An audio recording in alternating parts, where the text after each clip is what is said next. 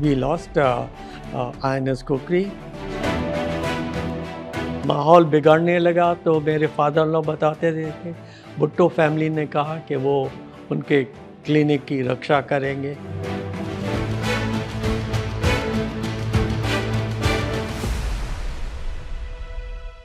वीर गाथा में आज हमारे साथ हैं रियर एडमिरल रामेंद्र शर्मा जी, जो 1934 में पैदा हुए जब देश आज़ाद भी नहीं हुआ था, और उसके बाद आज वो 2026 में है। और अभी कुछ ही दिन पहले या कल ही या परसों ही उन्होंने अपना बर्थडे भी सेलिब्रेट किया है। जनवरी में उनकी डेट ऑफ बर्थ है। तो happy birthday to you sir, first of all. धन्यवाद बहुत आपका। हाँ सर, तो कैसे आपने शुरू किया? 92 साल के हो गए हैं आप। 92। जी हाँ, हाँ मैं 92 वर्ष का हो गया हूँ। और जब मैंने जॉइंट सर्विसेज विंग ज्वाइन करा, it was 13th of January 1951। तब मैं देहरादून में मैंने ट्रेनिंग स्टार्ट करी। 19 जनवरी आपका बर्थडे है। हाँ, 13 जनवरी को आपने जी हाँ, शुरू किया। हाँ, हाँ। तो जनवरी का लगता है आप हाँ, कनेक्शन कुछ कनेक्शन है जनवरी में। हाँ जी। जो कुछ होता है वो जनवरी में हुआ है। और भी हाँ। कुछ हुआ है सर जनवरी में? जनवरी में 1971 की वॉर जो दिसंबर में हुई थी, तो उसके बाद फिर हम लोग जब वापस आए थे तो इट वाज ऑलमोस्ट जनवरी। हाँ जी। तो जनवरी का महत्व है काफ़ी। जी। जस्ट इत्तेफाक की बात है। हाँ। कैसे सोचा सर उस समय जब आप पैदा हुए थे, या जब काम करने के बारे में सोचा, तो दिमाग में कैसे आया कि आपको नेवी ही ज्वाइन करना है या फौज ही ज्वाइन करनी है? ऐसा कुछ दिमाग में पहले से था? देखिए, मैं अपने जीवन में सबसे पहली जगह जो मुझे याद आती है वो है गाज़ीपुर। तो गाज़ीपुर में एक ओपियम फैक्ट्री थी जिसमें वो ब्रिटिशर्स काम करते थे। तो उस समय मुझे पहली दफ़ा कलर बार का एहसास हुआ। वो ब्रिटिशर्स थे, वो मेरे पिताजी जज थे, उनके साथ वो टेनिस नहीं खेलेंगे कलर बार की वजह से। फिर क्रिसमस पार्टी होती थी, तो मैं बच्चा था, तो हम इंडियंस बच्चों को भी वो लोग बुलाते थे, लेकिन क्रिसमस पार्टी में जो इफ़ आई मे से सो, जो गोरे लोग थे उनके बच्चे एक तरफ रहते थे, हम लोगों को दूसरी तरफ रहते थे। तो मुझे आपने खुद एक्सपीरियंस तो मुझे पहली दफ़ा ज़िंदगी में हुआ कि कुछ अंतर है, कुछ भेदभाव है। तो फिर उसके बाद मैंने सुभाष चंद्र बोस के बारे में सुना, पढ़ा, जय हिंद, जय हिंद का नारा ये लगा। तो फिर मेरे मन में ये आया कि मैं भी आर्म फोर्सेस ज्वाइन करूं। और तो इसी समय मैंने जॉइंट इम्तहान दिया और मेरी अच्छी किस्मत थी, मैं उसमें इम्तहान में पास हो गया। और उन दिनों उन इम्तहानों में जो लोग टॉप, नॉट एब्सोल्यूट टॉप, लेकिन टॉप के जो लोग होते थे उनको नेवी में ले लेते थे, बाकी आर्मी या एयरफोर्स में जाते थे। तो इसी तरीके से मैं नेवी में चला गया। और मुझे ऐसा आभास है कि मेरे पिताजी का भी कोई दोस्त नेवी में था, तो उन्होंने मुझे, मेरी माताजी ने उनको बहुत खुशी हुई। अक्सर तो माताएं चाहती हैं कि बेटे फ़ौज में ना जाएं और ये हो, लेकिन मेरी माताजी ने मुझे प्रेरित किया और इसी तरीके से मैं नेवी में चला गया। कौन सा वर्ष था सर वो जब आपने नेवी ज्वाइन किया था? 1951 में जनवरी 13 जनवरी 1951। आज से 70 साल पहले। कम से कम 70 से ज़्यादा। जी। इतना लंबा सफ़र है सर, देखा जाए तो।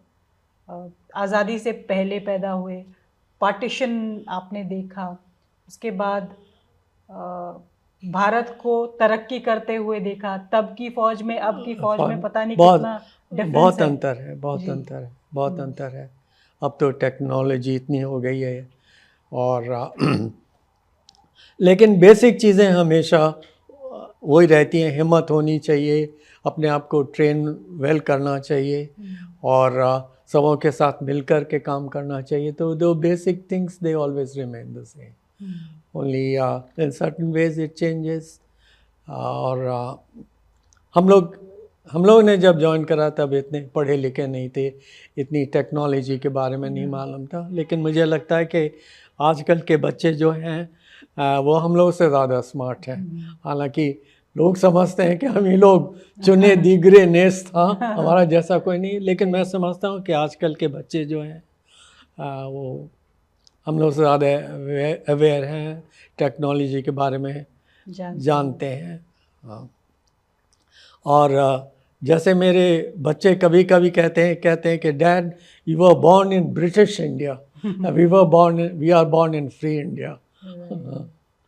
बच्चों के बच्चे तो जेन जी के बारे में सुना है सर आपने? जेन जी?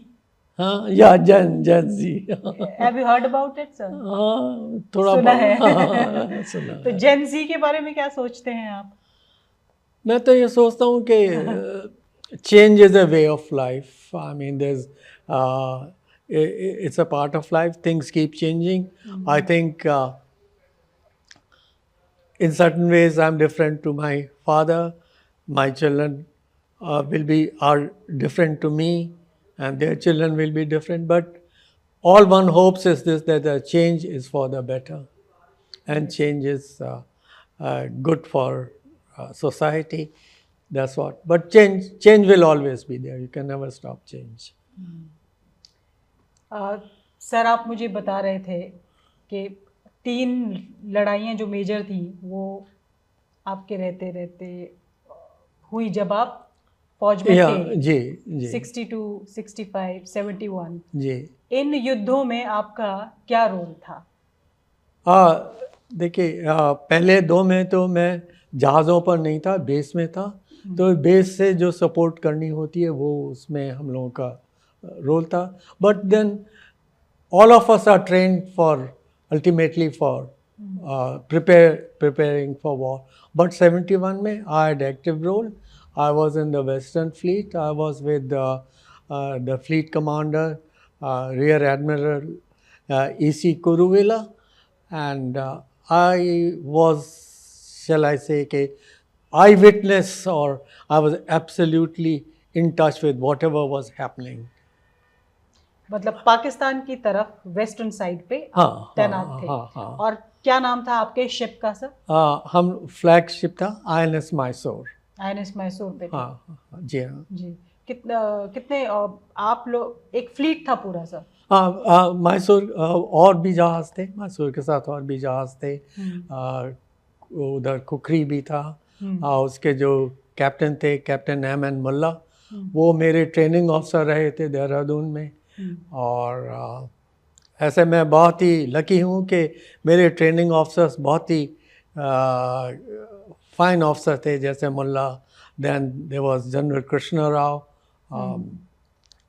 who became chief of army, and then also he was governor of Kashmir at one time. So I was very, very lucky that I received training and inspiration from them.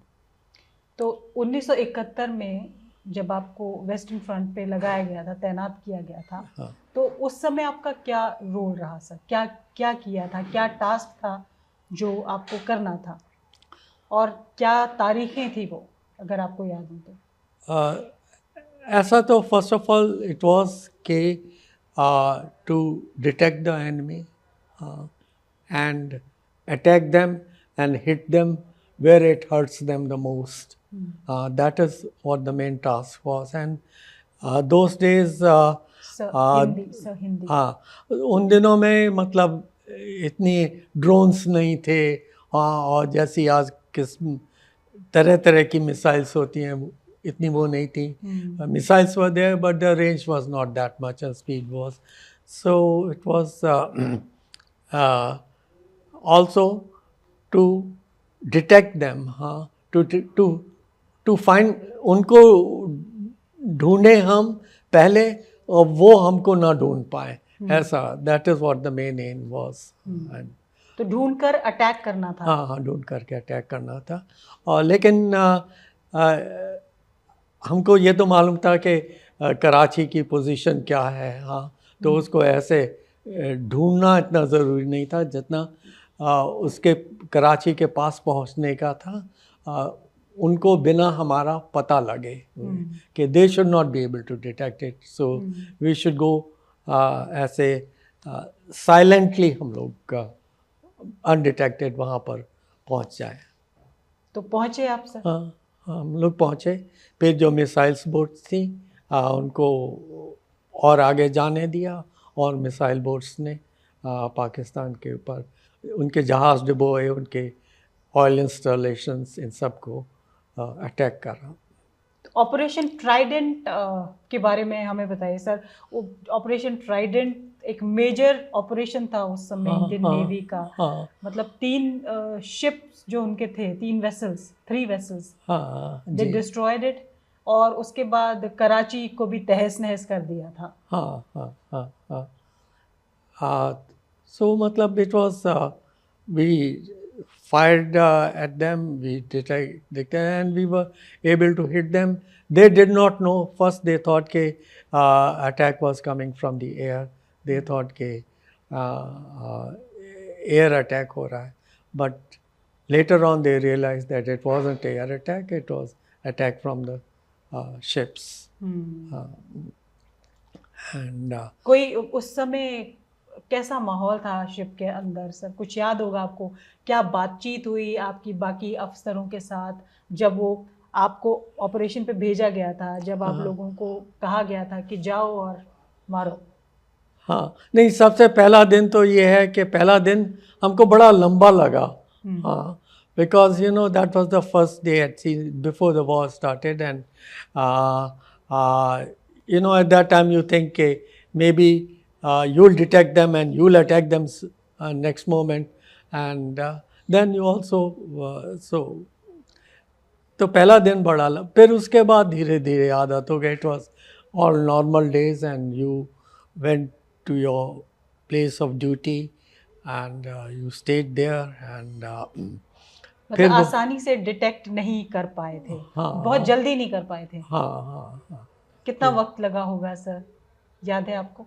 कि कोई पहला vessel उनका पता चले कि कहाँ पे है? तो ऐसे तो जब हम लोग बॉम्बे से सेल करे थे, उसके 1-2 दिन बाद हम लोगों ने एक सबमरीन, पाकिस्तानी सबमरीन का पेरिस्कोप देखा था.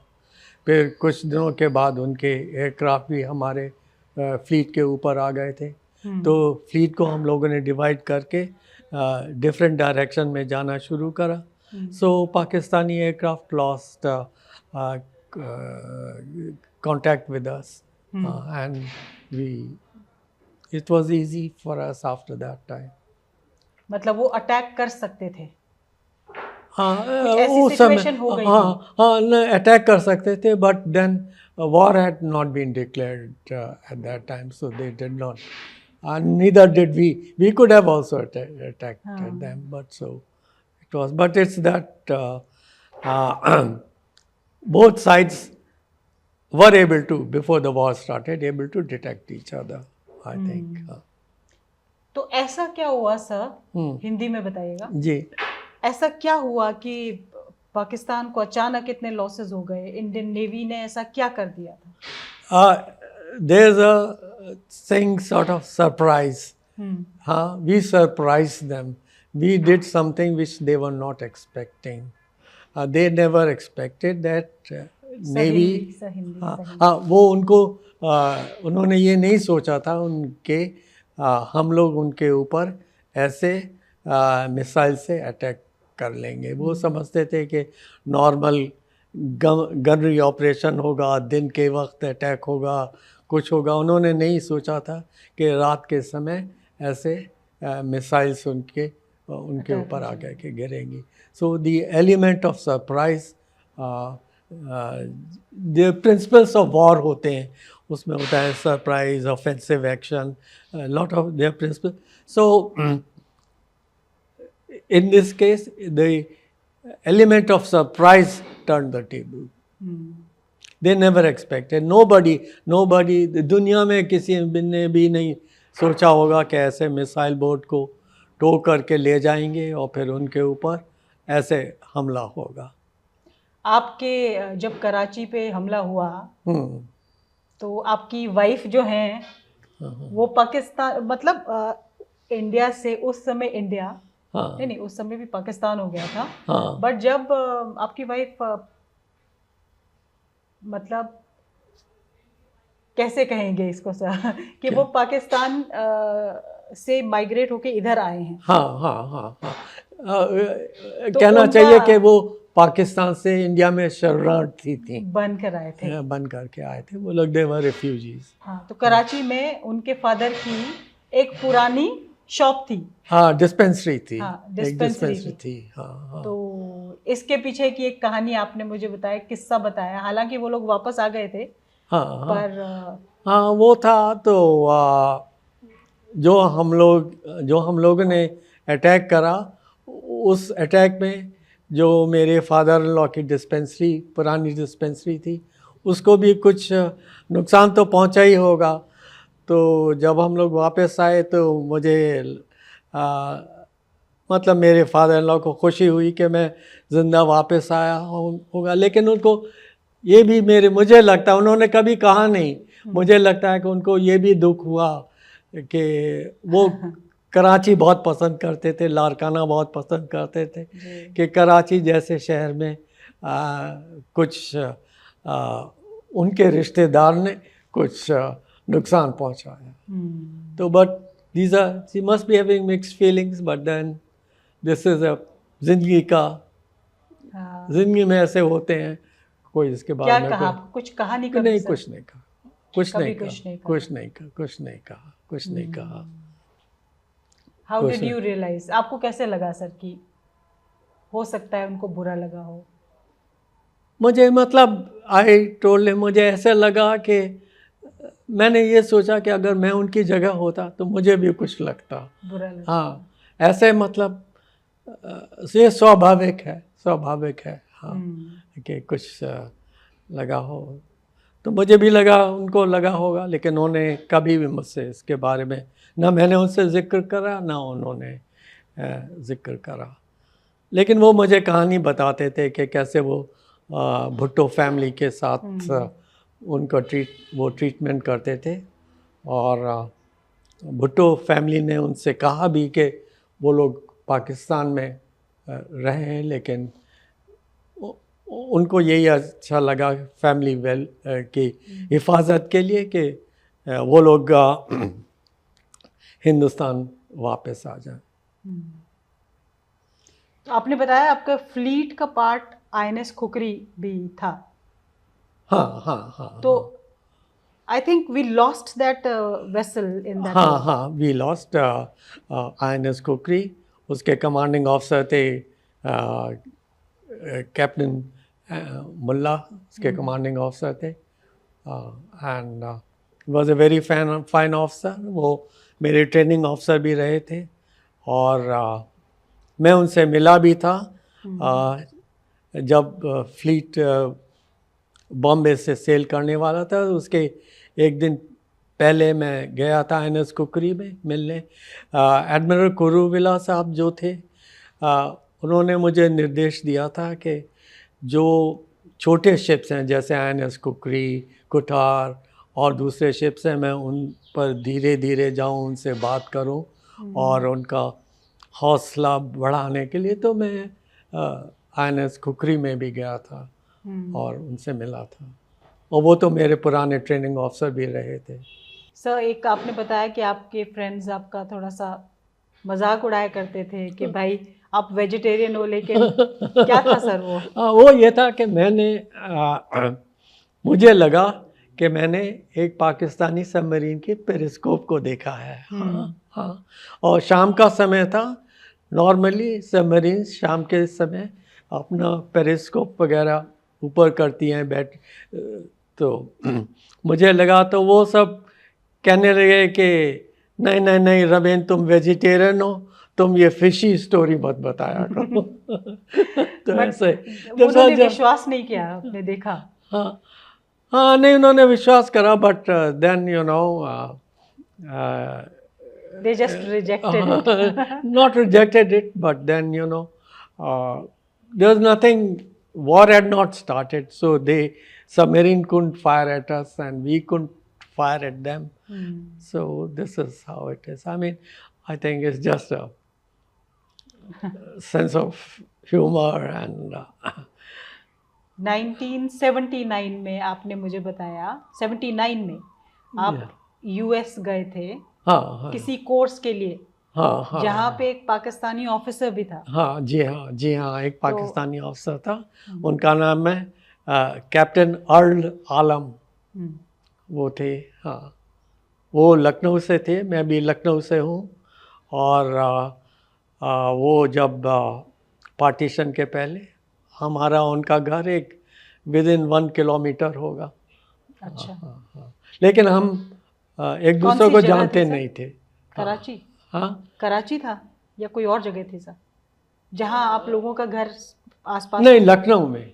अच्छा, लखनऊ में वो कैप्टन अर्ल आलम, उधर एक जगह है लखनऊ में, उसका नाम तो मुझे ठीक से याद नहीं है। मकबरा, उस मोहल्ले का नाम मकबरा है। मकबरे में, तो वो भी मकबरे में रहते थे। तो ये वाज फाइन। ऐसे इस वहीं पर हम लोगों को पता लगा कि वो लखनऊ से हैं और मैं भी लखनऊ से हूँ।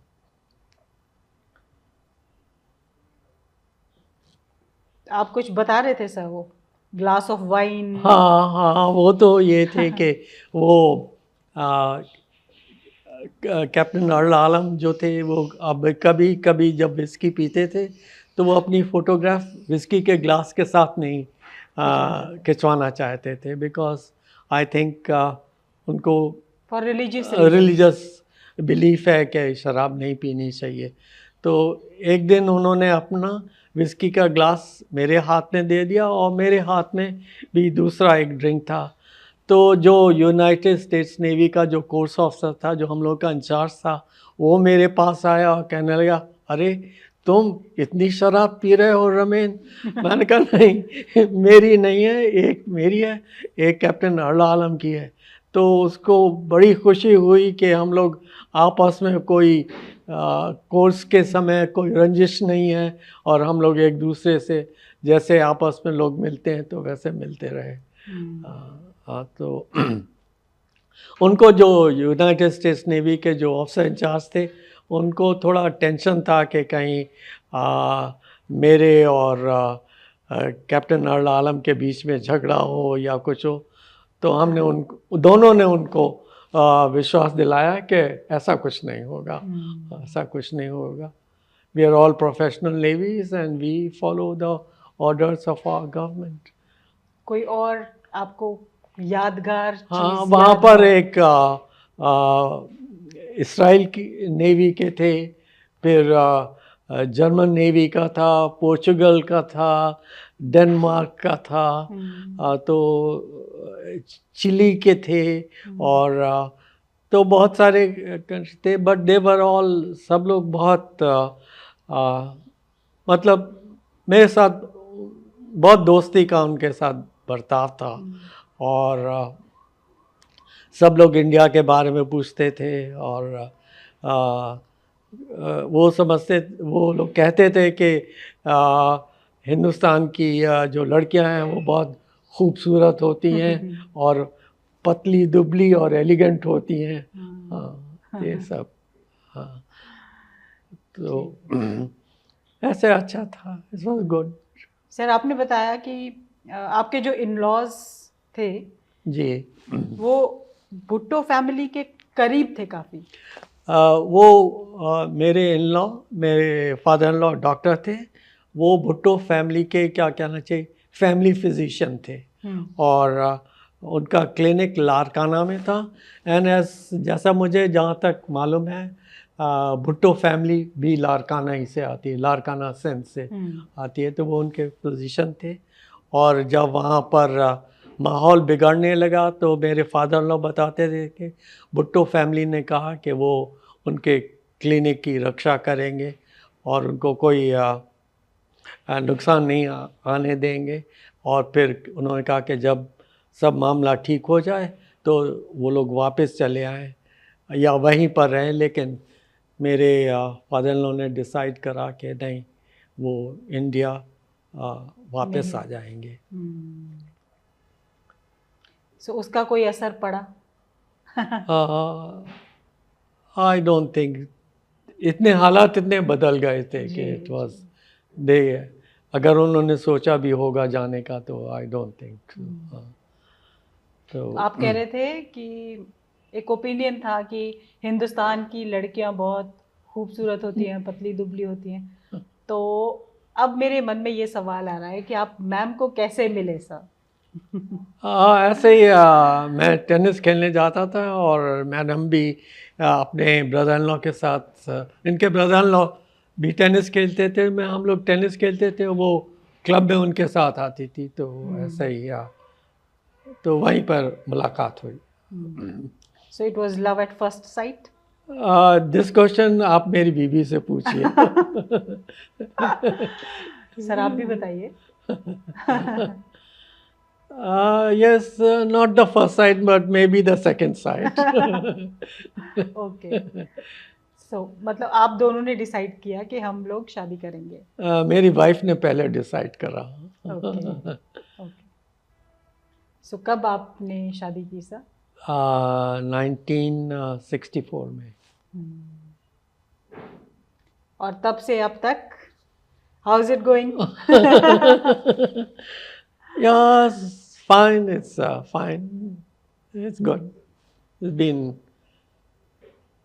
but sometimes feels like yesterday. So it's been you've celebrated your golden jubilee. Yeah, we did. But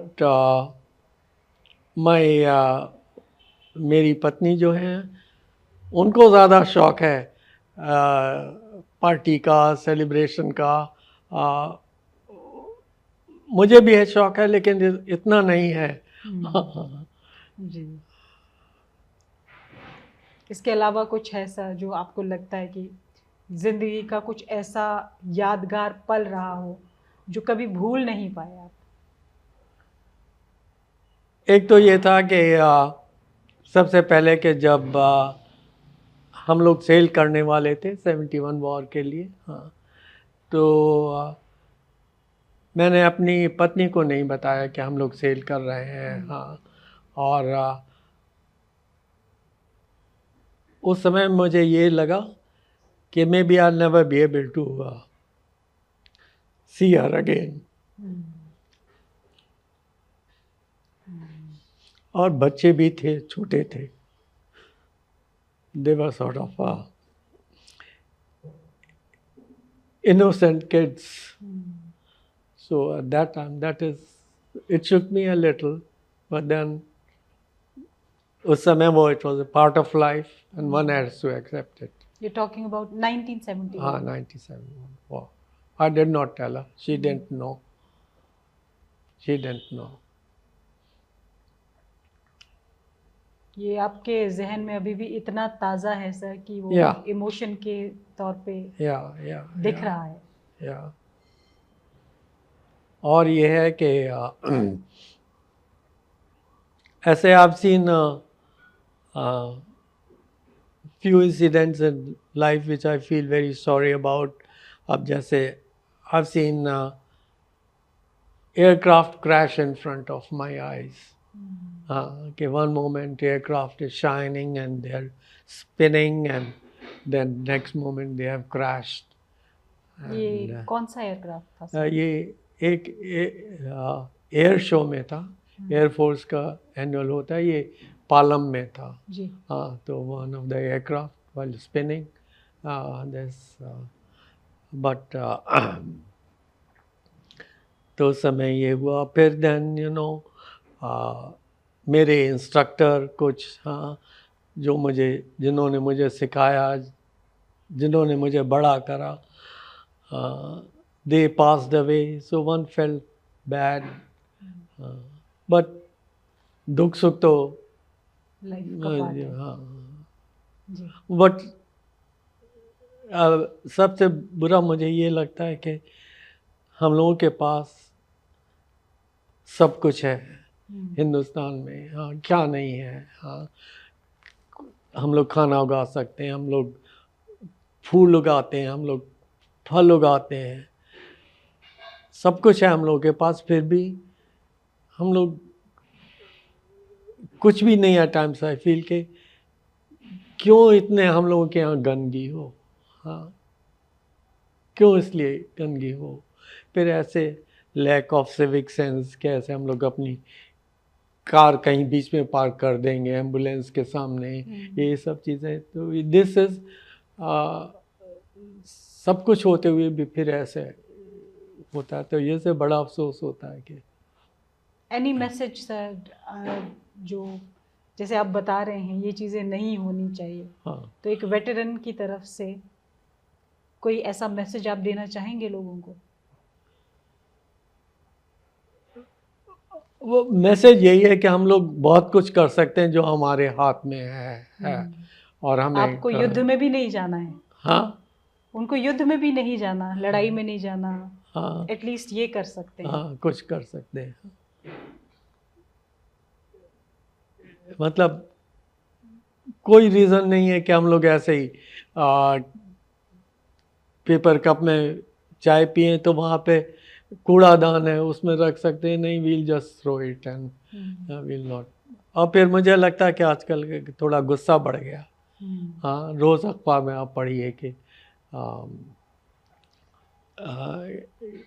कि रोड रेज है, ये वो है, लेकिन एक बात भी अच्छी है कि आजकल मुझे लगता है कि जितनी लड़कियां हैं they are smarter, they are more dependent and they are बेटी पढ़ाओ और बेटी बचाओ, मेरे ख्याल से सक्सेस हो रही है, हाँ, it is good, it is good. ये आपको अच्छा लगता है? हाँ, मुझे अच्छा लगता है या और फिर मुझे लगता है दहेज की प्रथा भी कम हो गई है पहले से, अच्छा है, good. Any concluding words sir, किन बातों पे आप ख़त्म करना चाहेंगे इंटरव्यू को?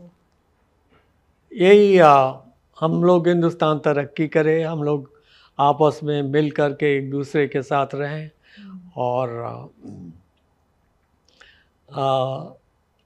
पॉपुलेशन पे भी कंट्रोल करना ज़रूरी है। बातें हमारे पास जितनी ज़मीन है वो तो उतनी रहेगी, उस ज़मीन पर आज अगर 100 हैं, अगर कुछ दिन के बाद हमको 200 को सपोर्ट करना है तो मुझे नहीं लगता कि ये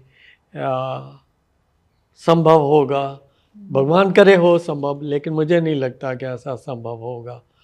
और एक बहुत पुराने ज़माने की बात है, एक मैंने मूवी देखी थी द सॉइलेंट ग्रीन, तो उसमें ये दिखाते हैं कि कुछ दुनिया में खाने को नहीं रहा है, पॉपुलेशन इतनी बढ़ गई है, तो लोग क्या करते हैं कि जो आदमी मरता है उसको फ्लैश को रिसाइकिल करते हैं और उसके बिस्किट बना करके खाते हैं।